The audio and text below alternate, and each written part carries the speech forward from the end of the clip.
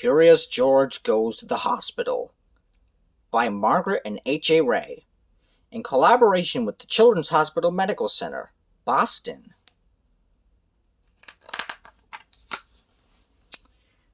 This is George. He lived with his friend, the man with the yellow hat. He was a good little monkey, and always very curious. Today, George was curious about the big box in the man's desk. What could be in it? George could not resist. He simply had to open it.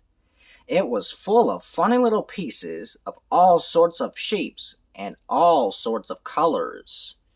George took one out. It looked like a piece of candy. Maybe it was candy. Maybe he could eat it. George put the piece in his mouth, and before he knew it, he had swallowed it. Of course, he's unaware that it's actually a puzzle piece. A while later, the man with the yellow hat came home. "Why, George," he said, "I see you've already opened the box with the jigsaw puzzle. It was supposed to be a surprise for you. Well, let's go to work on it." Finally, the puzzle was finished. Well, almost finished. One piece was missing. The man looked for it everywhere, but he could not find it. "That's strange," he said. "It's a brand new puzzle." "Well, it cannot be helped. Maybe we'll find it in the morning. Let's go to bed now, George." The next morning, George did not feel well. He had a tummy ache and did not want to eat his breakfast. The man was worried. He went to the telephone and called Dr. Baker. "I'll be over as soon as I can," said the doctor. First, Dr. Baker looked down George's throat and felt his tummy. Then he took out his stethoscope and listened. "I'm not sure what's wrong," he said. "You'd better take George to the hospital and have an x-ray taken. I'll call them and let them know you're coming." "Don't worry, George," said the man when they were driving to the hospital. "You have been there before, when you broke your leg. Remember how nice the doctors and nurses were?" George held his big rubber ball tight as they walked up the hospital steps. A nurse took them down a long hallway to a room, where she gave George something to drink that looked white and tasted sweet. "It's called barium," the nurse explained. "It helps the doctors to find out what is wrong with you, George." In the next room stood a big table, and the doctor was just putting on a heavy apron. Then he gave the man one just like it. George was curious. Would he get one too? No, he did not. "You get on that table, George," said the doctor. "I am going to take some extra pictures of your insides." He pushed a button, and there was a funny noise. "There, now you may get up, and we will have the x-rays developed right away." "Now, let's see. There is something there that should not be," said the doctor when they were looking at the x-rays. "Why, that looks like... I think that must be the piece that was missing in our jigsaw puzzle yesterday," said the man. "Well, well, well," said the doctor. "At least we know now what is wrong with our little patient. I'll tell Dr. Baker right away. George will have to stay at the hospital for a few days. They'll put a tube down his throat to get the piece out. It's only a small operation. I'll call a nurse and have you take her to the admitting office." Many people were waiting outside the office. George had to wait too. "Look, Betsy," the woman next to him said to her little girl. "There is Curious George." Betsy looked up for a moment, but she did not even smile. Betsy had never been to a hospital before. She was scared. I know some of you are a little scared of the hospital.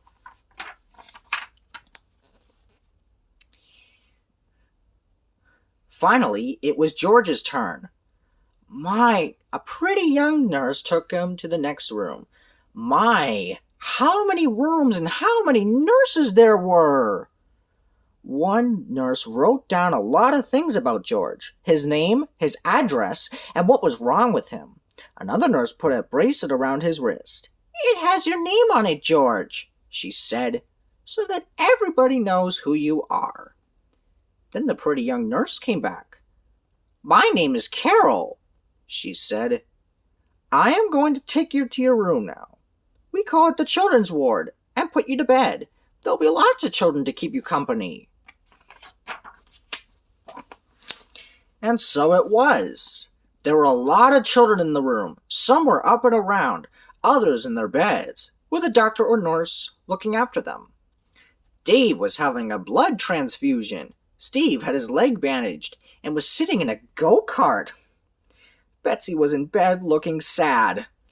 George got the bed next to Betsy.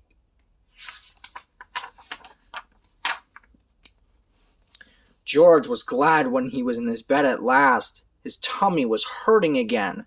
The man sat with him for a while. Now I have to leave you, George, he finally said. I'll be back first thing in the morning before they take you to the operating room. Nurse Carol will tuck you in when it's time to sleep. Then he left. George just sat there and cried. Poor George. As he had promised, the man was back early the next morning. The nurses were keeping George very busy. One nurse was taking his temperature. One was taking his blood pressure to make you sleep. One was giving him a pill to make you sleepy, George. And one was getting ready to give him a shot. Oh, shots give me the chills. It's going to hurt, George, she said, but only for a moment. She took his arm, and George let out a scream. Ah! But the needle hasn't touched you yet, said the nurse, laughing. There, now it's done. That wasn't so bad, was it? No, it really was not. And anyway, it was over now. By the time the attendant came with the stretcher to wheel him to the operating room, George was getting sleepy. He tried hard to stay awake. He was curious to see what would happen next.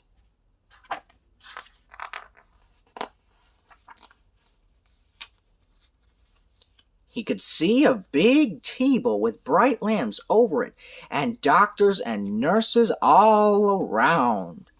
They had caps on their heads and masks over their faces. Only their eyes were showing. One of the doctors winked at George and patted his head. It was Dr. Baker, who had been at the house when it all started. George, he looked funny with his mask on. And then George was fast asleep. When George woke up, he did not know what had happened. He did not even know where he was. Then he saw Nurse Carol. It's all done, George, she said. They got the piece out. In a day or two, you'll be running around again. The man had brought him a picture book. But George felt sick and dizzy. His throat was hurting too. He was not even curious about the new book. He closed his eyes. We'll let him sleep, said Nurse Carol. The more he sleeps, the better. The next morning, George felt better. He even ate a dish of ice cream. Dr. Baker came to see him, and the man, of course, came too. Betsy was watching him from time to time. She seemed a little less sad, but she still did not smile. Steve wheeled his go-kart over to George's bed. Tomorrow I can get up and try to walk, he said. Boy, I can hardly wait. I'll take you to the playroom now, George, Nurse Carol said the next morning, and in the afternoon, your friend will come and take you home. The playroom was full of children. A lady was showing Betsy how to use finger paint. There were all sorts of things to play with, even a puppet theater. And that was just the thing for George. He had 4 hands, so he could handle 4 puppets at the same time. George gave a real puppet show, with a dragon, a clown, a bear, and a policeman. The children laughed and shouted, and even Betsy, for the first time, smiled a little.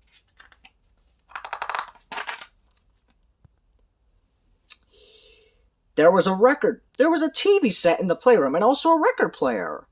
George was curious. If he climbed on the record player and turned the switch, would it go round and round like a real merry-go-round? It did! It started slowly. Then it went faster and faster, and whoopee! George had lost his balance and was sailing through the air. Luckily, George landed on a soft cushion. The children cheered, and Betsy smiled again. George was so funny. But then the playlady picked George up. "That's enough for now," she said. "You better take a nap before lunch. We have a big day ahead of us. The mayor is coming to visit the hospital today, and later on you'll be going home, George." When George woke up, Steve was just taking his first steps. A nurse was helping him, and the children were watching. The go-kart was standing there empty. George was curious. He looked at it. Then he climbed into it. Then he grabbed the wheels, and then, while nobody was looking, he wheeled the go-kart right out of the room.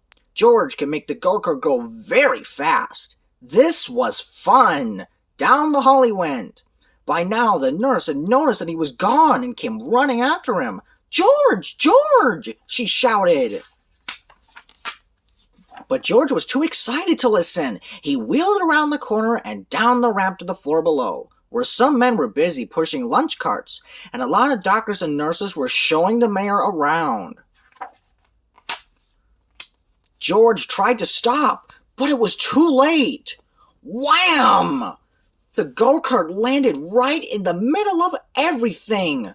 Lunch carts tumbled. Spinach, scrambled eggs, and strawberry jam were all over the floor. People fell over each other, and George was thrown out of the go-kart and landed right in the mayor's arms. What a mess it was! "You broke all my dishes!" someone cried. "You ruined the go-kart!" complained another. "What will the mayor think of it?" whispered someone else, and so it went. Suddenly, everyone looked up and listened. From above came happy laughter, and there stood Betsy, laughing, laughing, laughing. Then the children joined in, then the mayor started laughing, and finally everybody just laughed and laughed. Everybody, that is, except George. Betsy came running down the ramp, threw her arms around George, and kissed him. "Don't be sad, George," she said. "The whole thing was so funny. I've never laughed so much in my life. I'm so glad you're in the hospital with me." Now the director of the hospital spoke. "I'm sorry this happened, Mr. Mayor," he said, "but I think we'll just clean up the mess and be done with it. George," he went on, "you made a terrible mess. But you also made our sad little Betsy happy again. And that is more than any of us has done. And now I see that your friend has just come to take you home.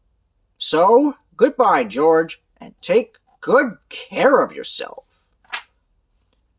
The children crowded around the windows, waving goodbye, when George and the man with the yellow hat were finally leaving the hospital. As the car was turning into the driveway, Nurse Carol came running after them. "Here's a little package with something that belongs to you, George," she called. "But don't open it before you're home." George was curious. Well, who would not be? The moment he reached home, he ripped the paper off, tore open the box, and there was the piece of the puzzle that had caused all the trouble. "How nice of the doctor to save it for us," said the man with the yellow hat. "And now we can finish the puzzle." The end.